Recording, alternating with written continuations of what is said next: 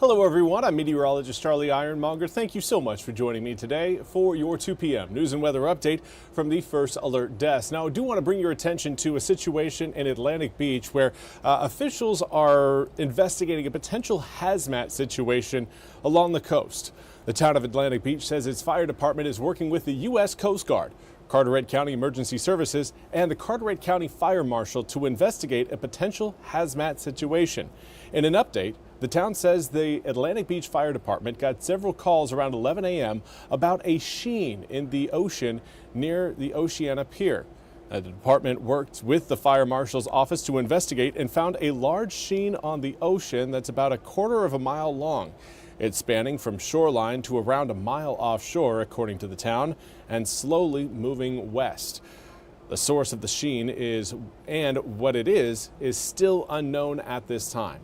The Coast Guard was notified of the sheen, and the town says it was also reported to the National Response Center. There's a swimming advisory in place along the entire beach strand as officials work to figure out what the substance truly is, at least according to the town. Now, swimmers are asked to avoid entering the water until officials give the okay. The town of Atlantic Beach says the sheen's likely to impact adjacent beach strands throughout the day. I also want to bring your attention to some probation violations and arrests that were made in Pitt County. Here again, you've got several people who were wanted for violating their probation. Law enforcement says they're searching for the convicts who are intentionally making their locations unknown. They are looking for the following people: Jimwan Barfield, 52 years old; Keaston Carney, 37 years old; Terry Childers, 45 years old; James Felder, 34 years old; Daniel Johnson, 36 years old; Quentin Taylor, 21 years old; Norian Thomas, 25 years old; and Crystal Turner, 51 years old. If you have any information about these people, you can make an anonymous tip to Crime Stoppers at 252-758-7777. You may earn a cash reward if your information leads to a capture.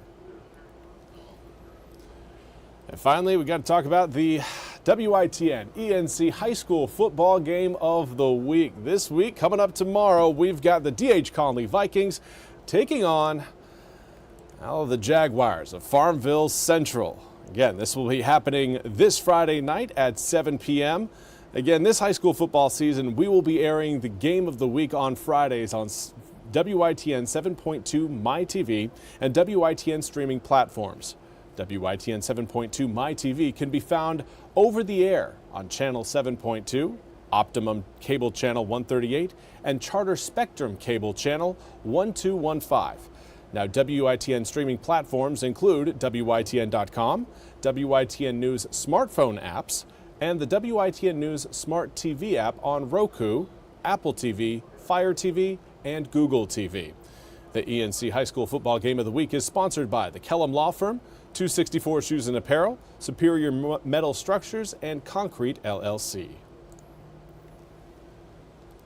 Of course, without weather, you're going to have question marks as far as football goes. So let's talk about what we're going to be seeing, not just for today, but of course coming up for Friday night in the big game. In fact, tomorrow is going to be a little bit hotter than what we've dealt with so far today, and today is hotter than what we dealt with yesterday. Now, you're not seeing it right now, but the real change that we've seen from yesterday to today, we had sunny skies yesterday, seeing again today, is the winds. Wind direction has changed. Right now, Belhaven looking absolutely beautiful, but the flag you're seeing flying there and out of the central bottom portion of your screen, not quite as strong as the breeze of yesterday, but again, coming in out of the south-southwest versus the north-northeast. And that is very important. That is really going to impact our feels-like temperatures quite a bit as we head through your Friday and Saturday.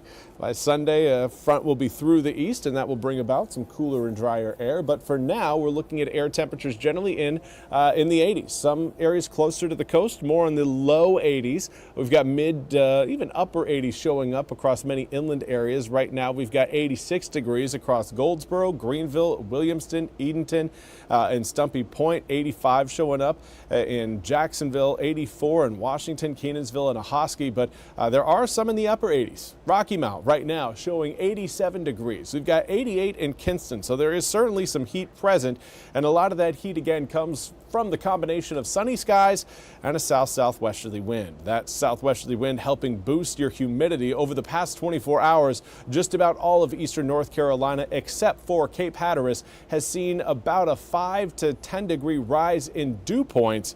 And that's something that you can truly feel. You'll be able to feel it more so coming up tomorrow, but today is that day where the humidity is gradually going to be rising. And now we do have in our sights our next opportunity for that drier air, and there you can see it coming in next Monday. Next Monday is going to feel quite a bit more comfortable than what we're going to deal with tomorrow and Saturday. But over the weekend, it is going to be getting humid across eastern North Carolina. So just kind of keep that in the back of your mind that it is expected, knew it was going to happen. It's not going to last for more than a few days, and then we're going to get back to these comfortable conditions we've kind of gotten used to here throughout the month of August, and now that we're into September, through at least the first several days of September.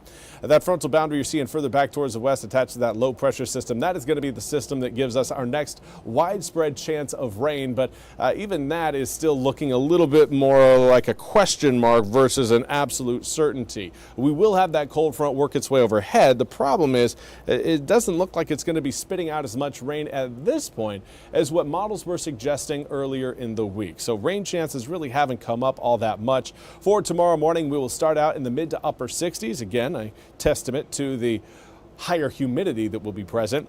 Through the afternoon, looking at the mid 80s by lunchtime, upper 80s as we transition into the afternoon. 90 though showing up between 3, 4 and 5 p.m. under mostly sunny skies.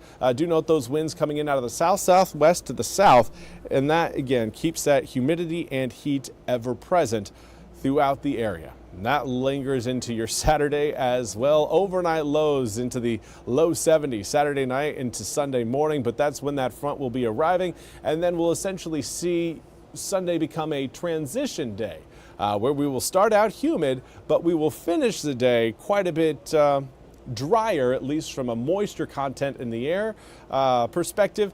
And that should be encouraging as we head through the start of the upcoming work week. So for now, everything looking pretty encouraging. Overnight lows next week in the upper 50s to low 60s.